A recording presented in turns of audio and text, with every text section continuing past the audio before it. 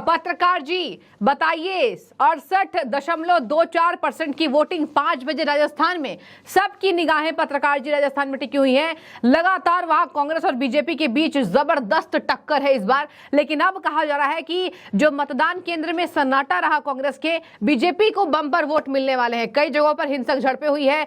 Colonel Rajyavardhan Singh Rathore Jhotwara में पहुंचे, जहां फर्जी मतदान एक महिला के द्वारा कराया गया और उन महिला का गलत मतदान का उपयोग किया गया, फिर उन्होंने उसको आश्वासन दिलाया। कई जगहों पर झड़प हुई पत्रकार जी, एक कांग्रेस के प्रत्याशी पर भी, और लेकिन कांग्रेस के प्रत्याशी पर भी जानलेवा हमला हुआ। हालांकि बाद में बीजेपी ने कहा कि कांग्रेस ने पहले वहां पर झड़पें की है। अब मैं आपसे पूछना चाहूंगी कि कौन कौन से वो ऐसे मामले हैं, कौन कौन से वो बड़े मुद्दे रहे जो बता रहे हैं कि इस बार पाला खिसका और मिला vote bumper Bharatiya Janata party को, क्या कहेंगे? देखिए, ऐसा है, हम लोगों को जो वहाँ की खबरें मिल रही हैं वहाँ के हर एक विधानसभा क्षेत्र से, तो अभी हम ये नहीं कह सकते हैं बम्पर वोट किसको मिला, परंतु ये निश्चित है कि कांग्रेस का वहाँ का राज और रिवाज दोनों बदल गया। हाँ। ये निश्चित है। दूसरी बात है कि ये हकीकत है कि हिंदुस्तान के इतिहास में इस चुनाव में गहलोत ने जितनी जबरदस्त नाकेबंदी की थी और जितना सुनियोजित ढंग से चुनाव लड़ा है, आप ये अंदाज लगा लिए इस चुनाव पे गहलोत जी ने स्पेशली रूप से जो भाजपा के गढ़ थे या उनके इदारे थे, उनके आप समझिए वोट कटवा दिए। भाजपा समझ भी नहीं पाई। दूसरा, शासन प्रशासन को इतना उन्होंने ओबलाइज कर दिया था, दूसरा इतना अरेंज कर लिया था, इतना मैनेज कर लिया था, मगर लास्ट में सब तार टूट गया। तीसरा, उन्होंने एक चीज और की थी, मैं आपको बता रहा हूं, इस इलेक्शन में एक चीज और आएगी अभी निखर के। कांग्रेस ने पहली बार इतनी जबरदस्त वो किया कि मध्य प्रदेश में वहां पर पूर्व चीफ मिनिस्टर कमलनाथ ने सभी को लेटर लिखा, सभी विधायकों, सभी प्रत्याशियों, सभी अध्यक्षों को, कि हमको तुरंत किन किन अधिकारियों ने साथ नहीं दिया आपका और किन किन कर्मचारियों ने साथ नहीं दिया। राजस्थान में क्या हुआ, ये लेटर नहीं लिखा गया चूंकि वहाँ चीफ मिनिस्टर ऑलरेडी थे, इन्होंने इंस्ट्रक्शन दिया और सब एक एक आदमी का ये हुआ कि कौन कर्मचारी कॉपरेट नहीं कर रहा। ये 3 महीने से राजस्थान के अंदर चल रहा था। कौन कर्मचारी मतदाता नहीं बढ़ा रहा, कौन सा पोलिंग बूथ में वो नहीं जा रहा, कौन सा एजेंट नहीं जाने को तैयार, मतलब सरकारी कर्मचारी मुझे बताइए तो उसको हम सस्पेंड कर दे। इसके पहले उन्होंने प्रशासनिक हेरफेर भी तबादले उसी हिसाब से कर लिए। ठीक है। ये एक नया गहलोत ने किया कि प्रत्येक कर्मचारियों को स्पष्ट वार्निंग दी गई है कि समझ लेना तुम्हारा नाम नोट हो गया, समझ लेना। ये चीज आज निखर करके आई है। चूंकि कर्मचारी जो है वो ज्यादा लिमिट तक बर्दाश्त नहीं करता है, वो अपना निष्पक्ष रहता है। उसको कई जगह कर्मचारियों नेताओं ने स्पष्ट कह दिया, देखिए साहब मेरा काम है, मैं एक सरकारी मशीनरी का कर्मचारी, मेरा काम है देश के सबसे बड़े लोकतंत्र का निष्पक्ष चुनाव कराना। ये आज ये इस चीज का टकराव दिखा। ठीक है। तीसरी आपको जो सबसे बड़ी बात बता देना है, आज हुआ क्या है, लगभग आपको बता रहे 1 करोड़ युवा मतदाता रहा। 1 करोड़। कांग्रेस 199 सीटों पे लड़ी, भाजपा 200 सीटों पे लड़ी, भाजपा 200 सीटों पे लड़ी, बीएसपी 185 सीटों पे लड़ी और आप पार्टी 86 सीटों पे लड़ी। अब यहां क्या हुआ है आपको बता रहे हैं, मोटा मोटा मैथ आप सोचिए। बीएसपी जो 185 सीटों पे लड़ी है, सबसे बड़ा फैक्टर बीएसपी और सपा हो गई है। पहले क्या था, सीपीएम, बसपा, सपा, इनके लगभग 25 एमएलए थे, उन्हीं के बल पे इन्होंने सरकार बनाई थी। अगर ये बीजेपी के साथ मिल जाते तो बीजेपी की सरकार बनती, ये बीजेपी के साथ मिले नहीं थे। इस बार क्या हुआ, ये कांग्रेस के खिलाफ आ गए। तो आपको बता रहे हैं, जो बीएसपी का वोट था, ये बीएसपी का विधायक जीत के वहां चला जाता था। दूसरा, बीएसपी का वोट कांग्रेस को ज्यादा जल्दी मिल जाता बीजेपी को। बीएसपी के 185 से लड़ने से क्या हुआ है कि कहीं कहीं बीएसपी को 1% से वोट लेके 10% तक वोट मिल रहा है। 185 में लगभग आप समझ लीजिए 140 सीटों में 1% से लेकर के 150 सीटों, बल्कि 1 से लेकर 10%, ये वोट मिलने से कांग्रेस का लॉस हो गया। अब आपको बता रहे, अगर बीएसपी को पहले 15% वोट मिला था, और वो कांग्रेस से हट गया। तो आपको बता रहे हैं इधर क्या हुआ, जो लाल डायरी में जो विधायक को इन्होंने बेइज्जत किया था, दलित को मारा था, भगाया था, उससे दलित नाराज हो गया। वो मान्यवर काशीराम का बेहद खास था, अम्बेडकरवादी विधायक, उससे दलित नाराज हो गया। एक नई चीज देखी गई है कि दलित इनके एंटी हो गया, जो आप समझ लिए इनके लिए बहुत बड़ी लॉस की बात हो जाएगी। दूसरा क्या है कि सपा के 5 सीटों में सपा ने कांग्रेस का वहां नाम खत्म कर दिया है। वो 5 विधायक कांग्रेस के नहीं जीतने हैं, जहां से उनका साफ कहना था कि इनको हराओ, कांग्रेस को किसी कीमत में मत जीतने दो। तो हुआ क्या है कि वहां पर जो वोट था यादव और भी दलित वगैरह, वो सपा को चला गया, इसलिए 5 सीटें इनकी कम हो गई। 199 में ये अपने आप 194 आ गए। दूसरी बसपा के लड़ने से क्या हुआ है, ये लगभग 20 सीटें हारेंगे। तो 194 से 20 आप घटा दीजिए, कितने हो गए, 74।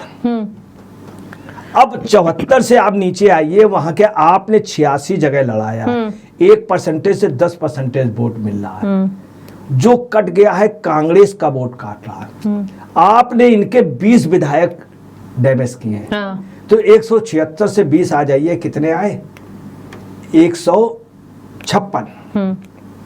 156। अब क्या 156 में क्या हुआ, सीपीआईएम 17 सीटें लड़ी है, और इतनी नेक टू नेक फाइट, ये कांग्रेस का वोट कभी बीजेपी को नहीं मिलता। इन लोगों ने कम से कम इनकी 15 सीटें डैमेज की है। तो 156 में अगर 15 आप घटा दीजिए, कितने हो गए, 140, 141। तो 141 में इतनी तो सीटें इनकी निकल गई, 141। इसका मतलब कितनी निकल गई 141 में, लगभग 58-59 सीटें। 58-59 सीटों में से बीजेपी को क्लियर कट वो फायदा जा रहा है। ये 58-59 सीटें में बीजेपी लगभग 40 सीट 30 सीटें जीत रही है। ये बीजेपी को अपने आप प्लस हो रहा। तो क्या हुआ, ऐसा लग रहा है कि बीजेपी की पोजीशन मजबूत हो गई। अब दूसरी बात, चलिए वहां पे क्या हुआ। वहां दूसरी बात ये हो गई कि आज क्या हुआ है, आपको हम बता दें कि वहां पर जो वोटिंग हुई है वो हिंदू एरिया मुस्लिम एरिया पे, ऐसा नहीं कि मुसलमानों ने बहुत ज़्यादा तादाद पे वोट किया हो, ये नहीं हुआ है। ज़्यादा 1% मुस्लिम ने मतदान ज़्यादा किया। पहले क्या होता था हिंदू मुस्लिम एरिया पे, हिंदू एवरेज जो मतदान करता है वो 46 से 56 मैक्सिमम 60% था। मुस्लिम एरिया में जो मतदान होता, हमेशा याद रखिए 75-80% से 90-92%, दोनों को मिला दीजिए तो वोटा परसेंटेज आ जाता 70%। इस बार क्या हुआ, दोनों पैरेलल पे चले हैं, इसलिए इनकी मजबूत स्थिति कांग्रेस की कमजोर हुई। तीसरी आपको बताना है कि आज एक चीज नई देखी गई, सनातनी वाली बात। सनातन का कांग्रेस विरोध कर रही थी, नुपुर शर्मा का विरोध किया, कन्हैया लाल के उसका जो उसका हत्यारा था उसको बड़े अच्छे ढंग से रखा। यहाँ क्या हुआ, इनके जितने भी आज मंत्री थे पहले वो मंदिर गए, उन्होंने वहां के वगैरह से कहा कि भाई कहीं नहीं, सबसे पहले ना नाश्ता ना कुछ नहीं, पूजा पाठ बाद में, पहले मतदान।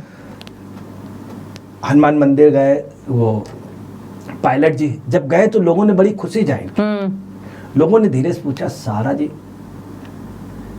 तो लोगों के मन में था सारा जी का, अब ये मंदिर आने लगे तो लोगों ने खुशी भी जाहिर की।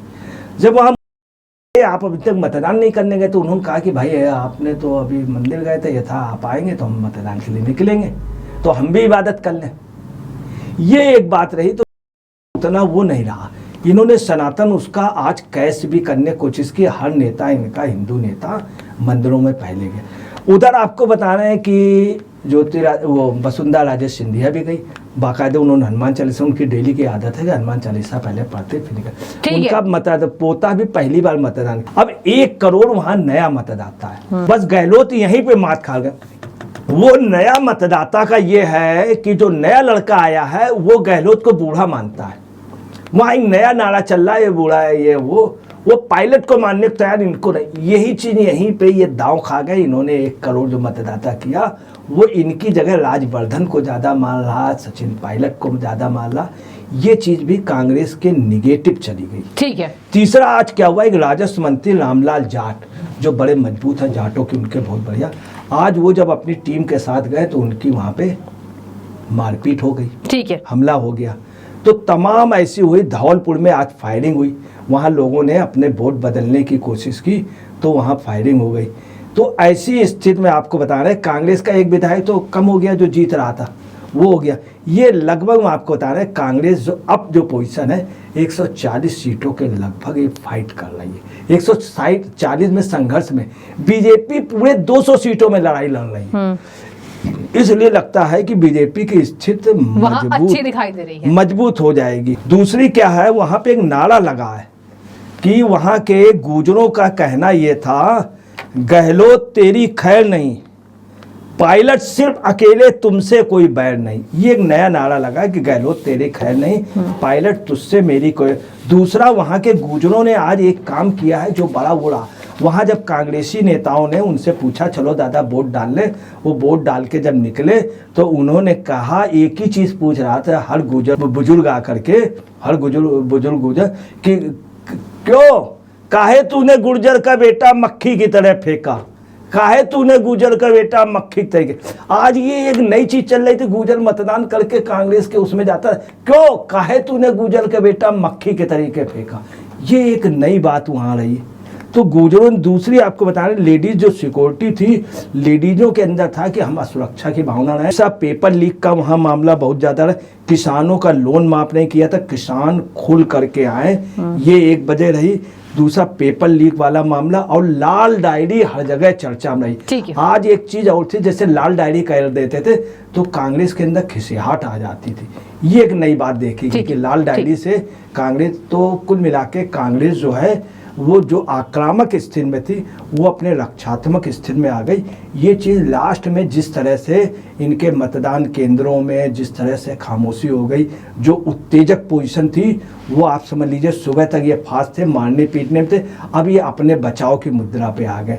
दूसरा, वहाँ गहलोत के लड़के का चलता रहा, वो कह रहा था पिताजी के रहते नहीं जी सकते। तो ऐसा लगता है कि गहलोत बुजुर्ग होने के नाते इनके जितने ताश के पत्ते फेंके थे सब बिखर गए और सब पिट गए, क्योंकि टम का इक्का उधर चला गया। ठीक है, तो देखिए पत्रकार जी ने कहा कि सीटों के मुताबिक यहाँ भाजपा कड़ी टक्कर यहाँ कांग्रेस को दे रही है। देखने वाली बात होगी, 3 दिसंबर को वोटिंग के काउंटिंग हो जाएगी। देखिए देश के सामने क्या स्थिति राजस्थान की आती है। बने रहिए, जो भी आपकी राय हो रखे। शुक्रिया।